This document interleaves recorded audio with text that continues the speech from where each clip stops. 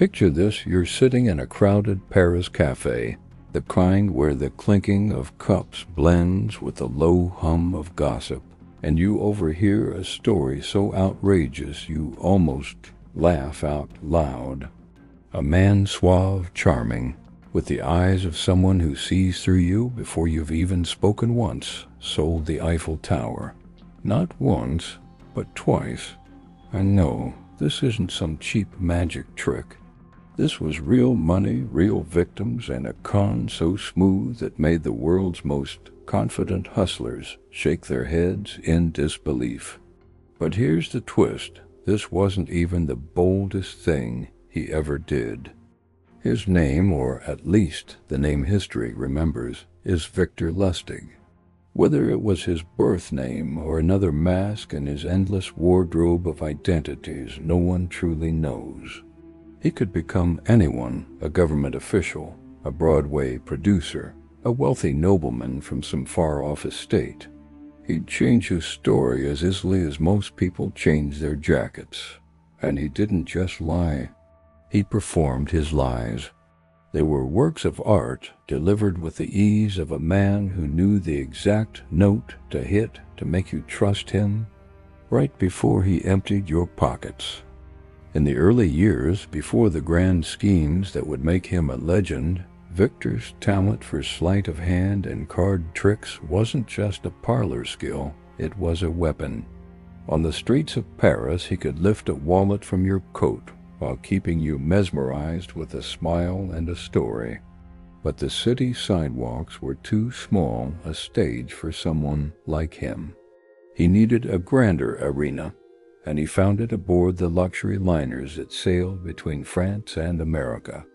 These ships were floating palaces, packed with wealthy passengers, aristocrats, businessmen, the type who wore their fortunes in their tailored suits and diamond cufflinks. Perfect prey. On deck, Victor became the distinguished Broadway producer, scouting investors for a dazzling new show in New York. The way he told it, the profits would be astronomical, the prestige unmatched. He'd sip champagne with his marks, let them feel like insiders in a golden opportunity, then take their investment and disappear before the ink on their imaginary contracts could dry. Voyage after voyage, he repeated the con, each time slipping away with pockets full and no trail left behind. But the ocean routes closed when World War I made transatlantic travel too dangerous. That might have ended a lesser man's career, but not Victor's. In America, he partnered with a smooth-talking con artist named Dan Collins, and together they birthed one of the most infamous scams in the underworld's handbook, the Romanian money box. It was simple in design but brilliant in execution, a polished wooden box, fitted with gears and mysterious levers, supposedly capable of duplicating currency perfectly. Victor would invite a wealthy client to see it in action. He'd slide in a $100 bill, wait 6 agonizing hours, and out would come another flawless $100 bill. What they didn't know was that Victor had preloaded the box with genuine bills, ready for the reveal.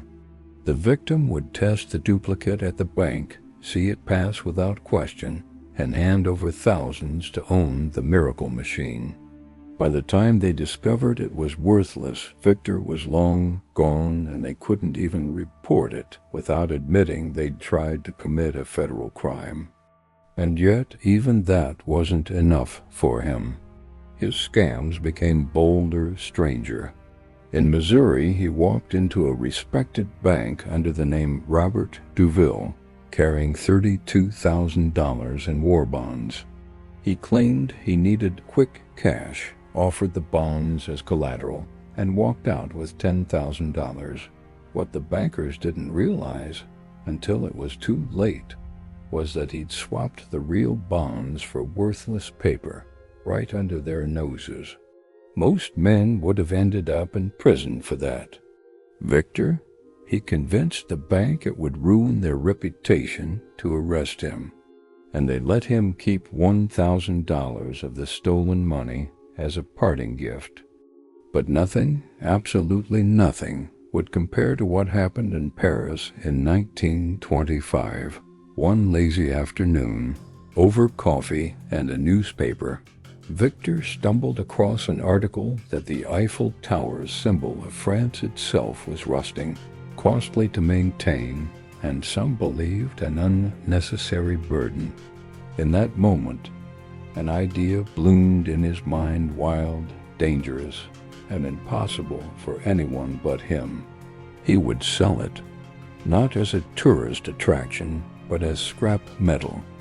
To pull it off, he had forged documents crafted to perfection, identifying him as a high-ranking government official. He invited 5 of the city's most powerful scrap metal dealers to a confidential meeting at one of Paris's finest hotels. Behind closed doors, in hushed tones, he explained that the government was discreetly seeking a buyer for the Eiffel Tower's metal. The public, he claimed, must never know, at least, not until the sale was complete.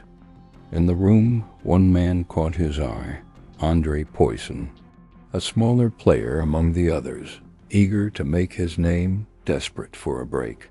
Victor singled him out, playing on his ambition, his insecurities.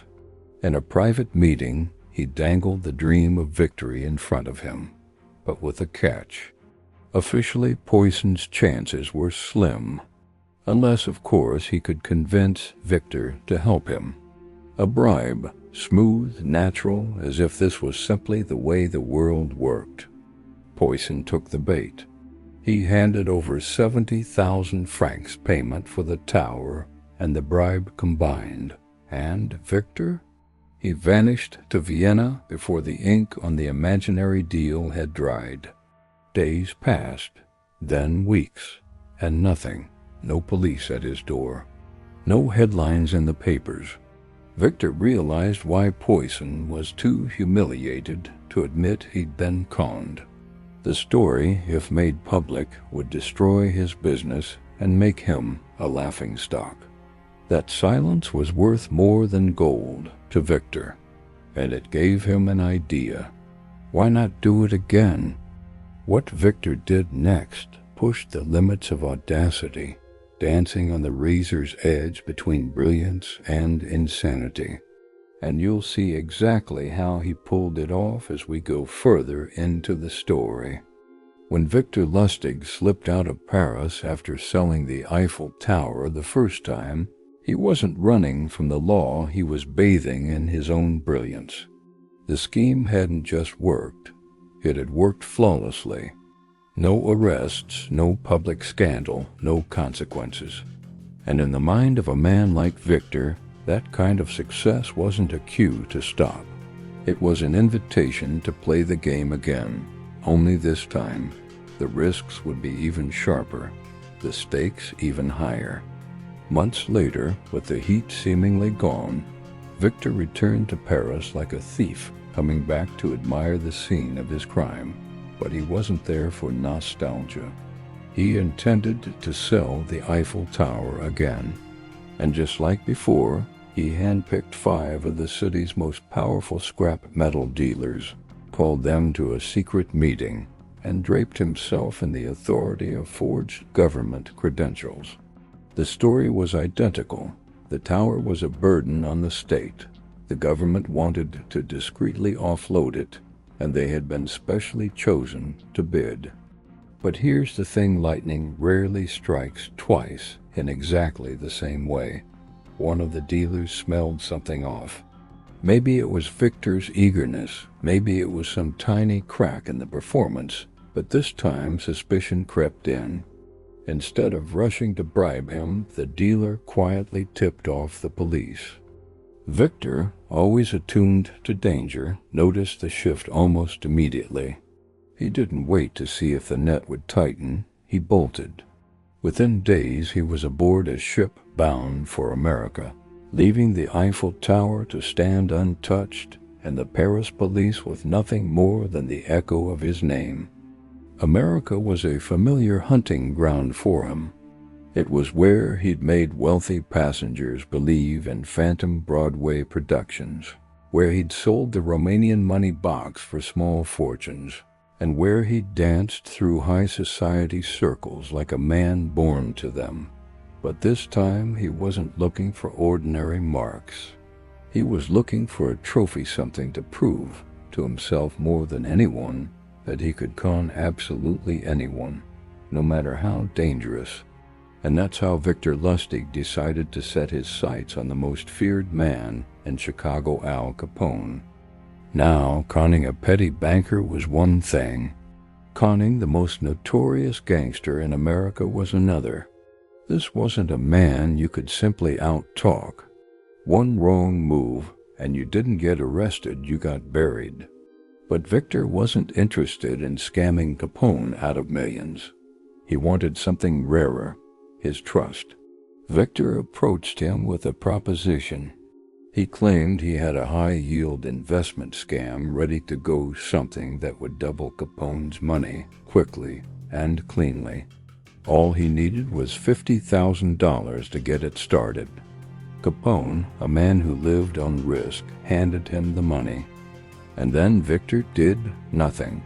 He didn't gamble it. He didn't invest it. He deposited it safely in a bank and waited. 2 months later, he returned to Capone and told him the deal had fallen through. He handed back the full $50,000 untouched and apologized for wasting his time. It was a performance of honesty so convincing that Capone, who expected everyone to cheat him, was floored. If Victor had been stupid enough to scam him and fail, he would be dead. But here was a man who had tried, and when things went south, had made it right. Capone, touched by the gesture, handed him $5,000 as a goodwill gesture to help him get back on his feet. That $5,000 was the real con all along. That's how Victor operated. He didn't just steal money. He rewired how you saw him. He made you trust him more after he took from you than before. Through the late 1920s, he kept the grift alive. The Romanian money box scam still made appearances, each time dressed up a little differently to fool a fresh wave of victims. His charisma was his greatest disguise. Even police officers fell for it. In one case, a Texas lawman who bought the money box discovered it didn't work and hunted Victor down. When he finally caught him, Victor didn't run. He convinced the officer that he was simply using it wrong and promised to return the purchase price plus extra as an apology. He handed over thousands in cash, and the officer left satisfied. Only later did the man learn the bills were counterfeit, and by then the FBI was involved. By 1930, Victor had upgraded his game again, this time partnering with a chemist named Tom Shaw and a master engraver named William Watts. Together, they began producing counterfeit bills so perfect they slipped into circulation without raising suspicion. This wasn't small-time work. Over the next year, they pumped more than $1 million worth of fake currency into the U.S. economy, some that would be worth around $15 million today. The bills were so flawless that banks couldn't tell them apart from the real thing. The operation ran like clockwork, but its very success made it dangerous.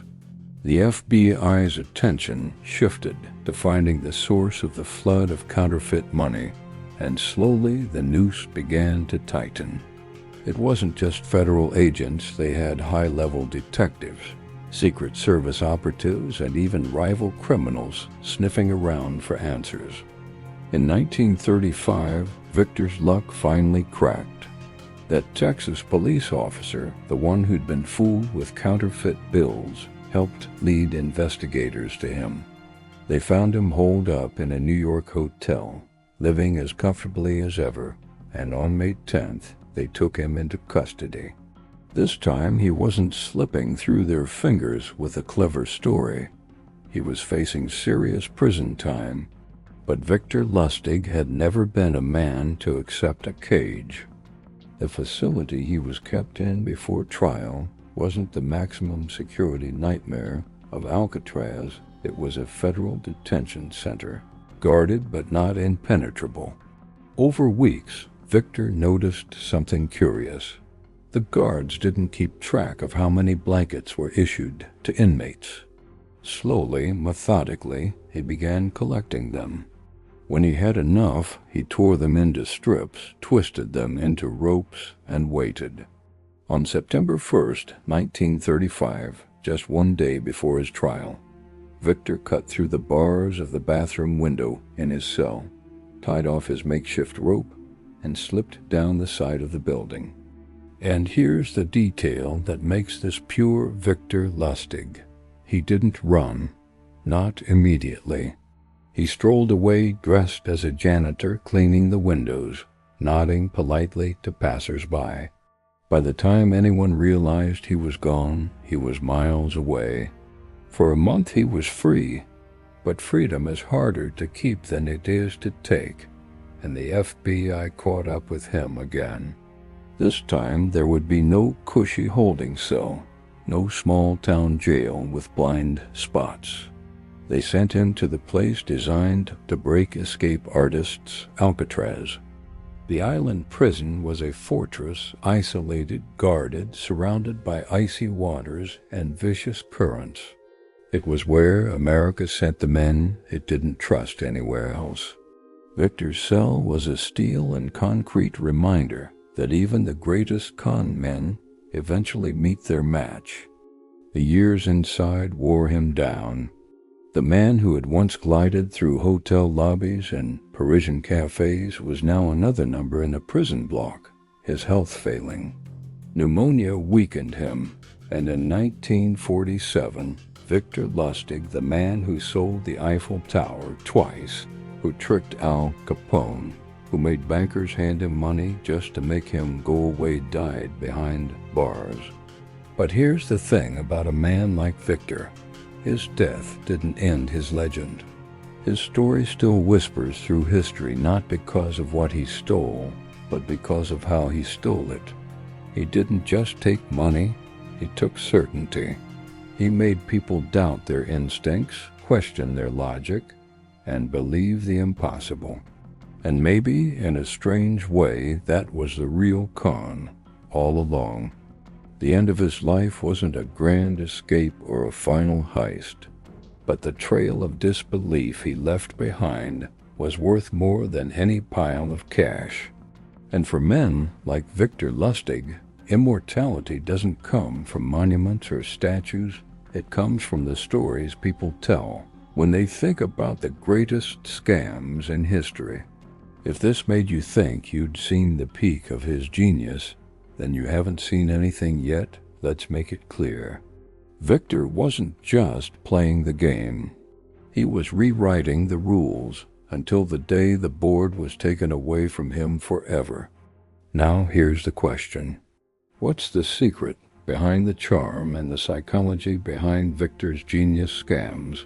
How could he make even the smartest people see exactly what he wanted them to see? That's where the real magic of his story lives. Even in his Alcatraz cell, stripped of fine suits and Parisian cafes, Victor Lustig still worked the game, because the game wasn't in the props or the money boxes or the forged documents. The game was in him, in the way he could tilt the world around someone until up felt like down and wrong felt like the perfect choice. From the outside, you'd think a man like him was a chameleon, someone who survived by blending in. But you'd be wrong. Victor didn't blend. He controlled the color of the room. He understood something that most con men never grasp. You don't need to outsmart people. You need to make them comfortable enough to lower their guard, then walk in and rearrange the furniture in their mind. When he approached someone, he never opened with the pitch. He opened with the person. What did they want? What were they afraid of? Did they crave respect, power, security, or a shortcut to glory? Victor could read it in minutes, sometimes in seconds. And once he knew, he wasn't selling anything.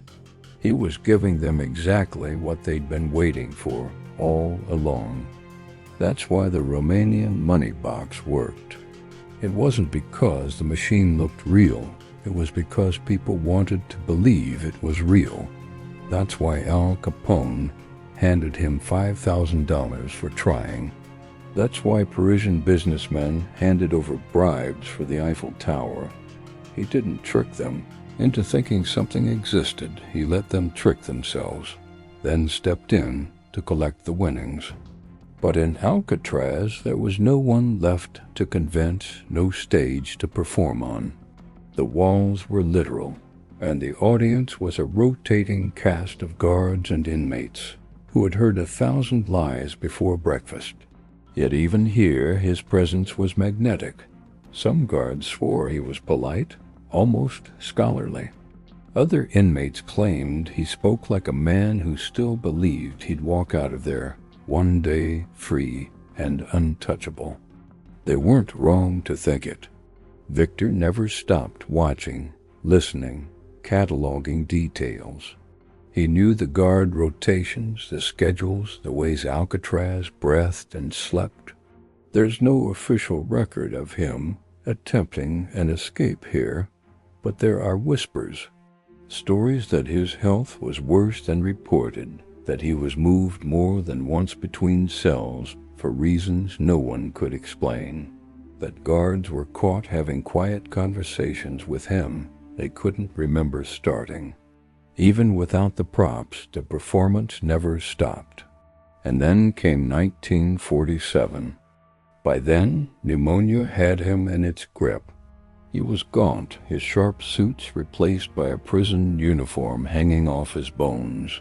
But the eyes, those sharp, glittering eyes, still scanned the room like a predator who didn't believe in the concept of prey. When word spread through the cell blocks that Lustig was dying, the place buzzed. Men who wouldn't cross the hallway for anyone else came to his door, leaning on the bars, wanting one last look. Some asked him for advice on scams.